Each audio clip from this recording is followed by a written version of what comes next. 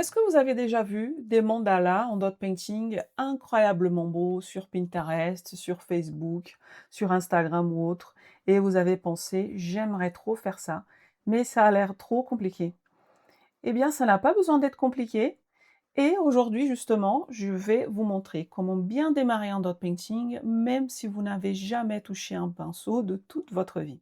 Moi, c'est Anna et ça fait déjà plusieurs années que je pratique et que j'enseigne le dot painting. J'ai déjà accompagné des dizaines d'élèves à passer de comment je vais arriver, je sais même pas par où commencer, à waouh, quand même je suis fière, je crois pas que j'ai réussi à faire ça. Parce qu'en réalité, le dot painting, la technique en elle-même, elle est pas très compliquée. Ce qui est le plus difficile au début, c'est justement de savoir par où commencer. Et c'est exactement ce que je vais montrer dans cette vidéo. D'ailleurs, restez bien jusqu'à la fin parce que je vais partager une astuce que j'utilise dans mes ateliers et qui change vraiment la donne. Et si tout ça vous intéresse, je vous invite tout de suite à vous inscrire, à partager, commenter, aimer pour rester au courant de toutes les nouveautés. La première chose, c'est qu'il va falloir choisir le bon matériel. Parce que parfois on peut se sentir totalement perdu quand on commence, on ne sait pas quoi acheter ou trouver. Et c'est très normal parce que le dot painting n'est pas une technique de peinture classique. On n'apprend pas ça dans les écoles de beaux-arts et souvent les magasins ne sont pas équipés, les gens ne savent même pas nous renseigner sur ce que c'est, sur ce qu'il faut faire. Donc c'est déroutant au début. Ce qui nous arrive, c'est que on achète ce qu'on peut et le résultat, c'est qu'on va gâcher de l'argent avec des choses qui vont finir à la poubelle parce qu'elles ne conviennent tout simplement pas. On va commencer à pleurer comme le petit emoji qui est tout triste là, on dit: «Oui, je suis nul, j'y arrive jamais», alors que voilà, c'est le matériel qui convient pas. Et ce qui va se passer, c'est que je vais abandonner et je vais passer à côté d'une activité qui pouvait m'apporter tellement de choses. Alors ce que je veux bien, vous faire comprendre, c'est que c'est pas de ta faute, OK? C'est pas de votre faute. C'est comme si on essayait de faire de la pâtisserie avec un four, qui marche pas, un moule cassé, et avec de la farine périmée, c'est tout simplement impossible. Donc c'est pour ça que j'ai créé, pour vous aider à commencer, un petit guide gratuit que vous pouvez télécharger, dans la description, pour réussir vos débuts en dot painting et dans ce guide, vous allez trouver les 3 clés simples qui m'ont aidé à réussir au départ et aussi surtout la liste des fournitures à acheter parce que bien s'équiper, c'est la première chose pour réussir et ça va vous aider à éviter les fausses économies en achetant des peintures, peut-être pas chères, mais qui ne vont pas convenir et autant démarrer du bon pied avec le matériel qu'il faut.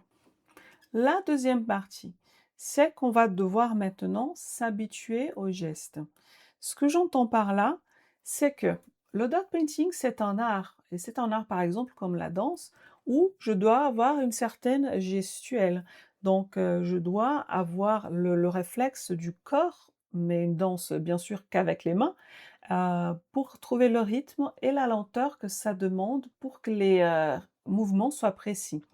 Donc c'est pour ça que les mains doivent s'adapter et il y a vraiment un entraînement musculaire un peu de gestes répétitifs à faire. C'est comme pour celles qui font du tricot, du crochet, on sait faire les nœuds, mais pour qu'ils soient bien tendus comme il faut de la pratique. Dans le dot painting, c'est pareil, je pose des points, mais pour savoir comment, dans quelle vitesse, et de quelle forme, il faut un entraînement vraiment des muscles pour y arriver aussi. La troisième chose, et ça peut pas être très évident, mais il faut pas oublier qu'on doit commencer par le début. Parce que quand on voit des beaux mandalas bien constitués, déjà bien aboutis, on se dit: «Je vais faire pareil, mais je ne sais pas par où passer». Je commence à faire des choses qui, en fin de compte, ressemblent à rien et je vais être frustrée et je vais me décourager. Donc quand je veux dire qu'il faut commencer petit, c'est qu'il ne faut pas oublier qu'un mandala est composé par déjà des éléments de base, par des points et des swoosh, hein, ce qu'on appelle les petites virgules, les petits traits comme ça. Il faut déjà que j'apprenne à faire ça. Ensuite, je vais commencer à les combiner pour entrer dans un exercice de composition de petits éléments de base avant de créer une figure qui va être plus large. C'est la même chose quand on commence à apprendre à écrire, par exemple. On apprend déjà à dessiner des lettres, des A, des B, des C. Seulement après, on va se lancer à former des syllabes, des mots, des phrases et une fois qu'on maîtrise la composition des phrases, on va se lancer dans quelque chose de plus long. On va faire une rédaction, un roman et trouver une œuvre aboutie qui va être super, mais je ne peux pas directement me lancer à écrire un roman alors que j'apprends à écrire. Donc c'est pour ça qu'on va essayer de retenir qu'il ne faut pas brûler les étapes. On va partir des éléments de base, on va les combiner de plus en plus de façon progressive. Ça va devenir des éléments plus complexes et en combinant ces éléments plus complexes, à leur tour, on va faire des mandalas qui vont être vraiment magnifiques. La dernière chose, mais c'est aussi quelque part la plus importante, c'est qu'on va essayer de s'installer dans la bonne énergie. Et ça, c'est quelque chose de vraiment très important. Ce n'est pas oublier que le dot painting n'est pas juste un art, c'est une pratique méditative aussi. C'est quelque chose qui entre en interaction avec notre mental et quand je suis concentrée, j'ai réussi mieux la peinture et la peinture, elle m'aide à me concentrer. Donc c'est un équilibre entre les deux. Et bien sûr, quand on est dans un bon état d'esprit, on rentre dans cette activité dans une bonne énergie, bien sûr comme pour tout, mais ici encore plus, le résultat, il est totalement différent. C'est aussi c'est ça le cheat code que j'utilise un peu dans mes ateliers parce que des fois les gens me disent: «Ouais, j'arrive pas, j'ai essayé toute seule et c'est pas aussi beau que ce qu'on a fait», alors que c'était la première fois. Mais la différence, c'est certainement que, pendant l'atelier, ce qui se passe, c'est qu'on commence par une méditation, on s'ancre, on reste dans sa bulle de lumière, on se détend, on respire, on se met en condition et seulement après, on va, démarrer la peinture.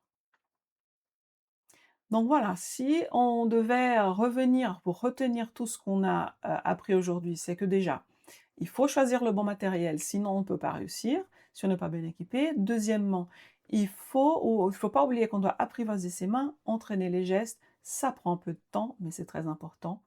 Je vais aussi commencer petit avant d'élargir. Il faut que je commence par des petits éléments et grandir petit à petit avant de me lancer à faire une toile entière.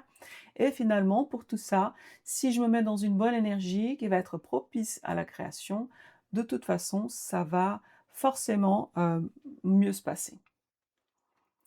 Alors là, le résultat va être qu'on va éviter 90% des erreurs, donc ça vient tout de ça quasiment quand on démarre.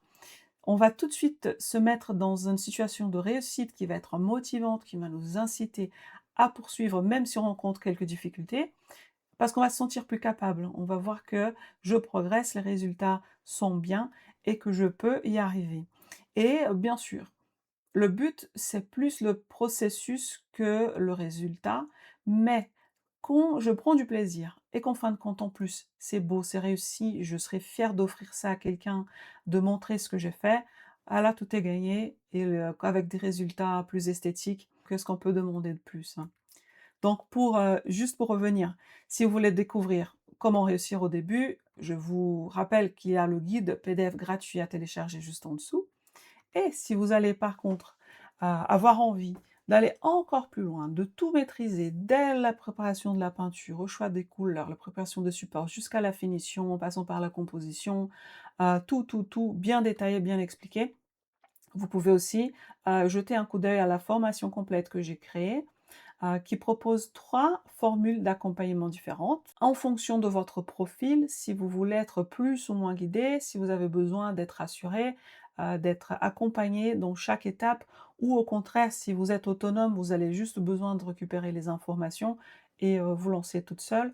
Il y a une formule pour chaque profil aussi. Quelle que soit la formule, vous aurez accès aux 29 leçons détaillées, pas à pas et progressives, qui vont constituer plus de 3 heures de vidéos détaillées en haute qualité que vous pouvez garder à vie et revenir dessus autant de fois que vous voulez, jusqu'à, être sûr que vous avez compris et appris ce qu'il faut pour réussir et à la fin, c'est juste, quelque chose d'incroyable ce que vous allez réussir à faire et vous allez voir, je n'en doute pas.